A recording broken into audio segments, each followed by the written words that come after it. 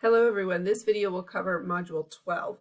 Module 12 is just one of our last two modules that will cover just another vocabulary term or set of vocabulary terms from the textbook. So in this case, we're talking about theme for Module 12. These last two, Module 12 and 13, are going to cover the concepts that I think are the most difficult for students to really wrap their heads around. Theme in particular is hard because everyone can read a story and kind of see a slightly different version of a theme. There's no good way to put a theme in a sentence. So really thinking about how a story has one central idea. Often stories have more than one central idea unless they're a real simple story. And so you can have more than one theme in a story. You can have a different way to explain a theme depending on who is creating the theme. And so it's a little bit harder to work with as a concept. And so, but one of the advantages is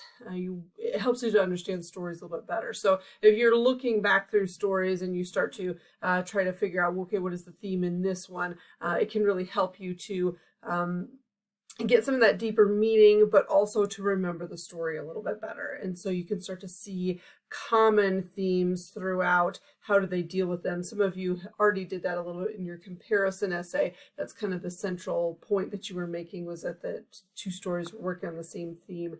That kind of thing. So for this module, very similar to some of the other ones that we've done, you have your reading. The reading is fairly short, and then we've got your quiz over theme and then your reflection. So this will be our last reflection for the semester, and that's again one of those assignments where you are just doing some kind of creative writing where you'll essentially, in this case, create a fable or a parable that has a specific theme. The only time when a story might have a theme that should be fairly universal, that is, everyone reads it and sees the same thing, is when it's a real simplistic story. And so fables and parables tend to have very clear themes, and typically they're listed as the moral of the story. And so what I want you to do is basically create your own fable, similar to, you can look at the examples of Aesop's fables and you can look for others online.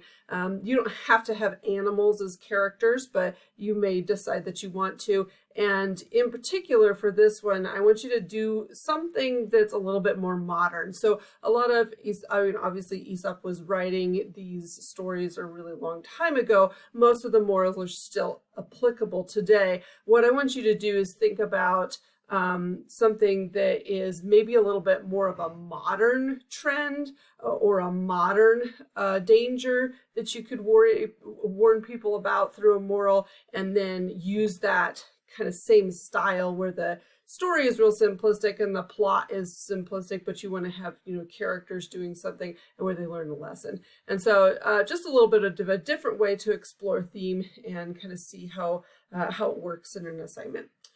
And then, so that'll be the end of Module 12. And then Module 13 also deals with another very simple, specific aspect of writing, which is symbol. And so theme and symbol often go together. So I do have both of those modules open up for you. The other thing you need to be doing right now is working on your research project that will be due in Module 14. So we only have a couple more weeks of class, and that will be the next big thing to work on. You'll have your research project and then a test after that, and then you'll have your last little essay or writing assignment for the semester, and each of those will be in their own modules. So that's kind of what to look forward to for the rest of the semester. If you have any questions, as usual, just send me an email and get a hold of me if there's anything that you're struggling with at all. And otherwise, I hope you have a great week.